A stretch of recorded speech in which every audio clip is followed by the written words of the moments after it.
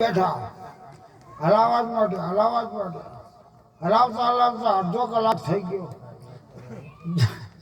જનકસિંહ રેવાયું નહીં. ગુરુ મહારાજ આજ્ઞા આલો તો પૂછશું બોલ કે આ ખોળ તો ક્યારની ગળી ગઈ છે, તમે હલાહલી કરો છો. અરે ભાઈ તો મને ખબર છે ગળી ગઈ, પણ ગઈ ક્યાં?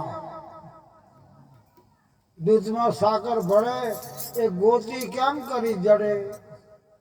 દૂધમાં સાકર ભળી જાય ને પછી ગમે એટલી ફેદો ને દૂધને, પછી આપણને સાકર ના જડે. એમ જ્યારે આ જીવ પરમાત્મામાં ભળી જાય પછી એ પરમાત્માથી જુદો દેખાય નહીં. આવું આ જ્ઞાન વિજ્ઞાન છે. પરમાત્મામાં ભળી જવું, કશું બનવાનું નથી. હો બનશો ને કે મર્યો બન્યો રાજા રાવણ.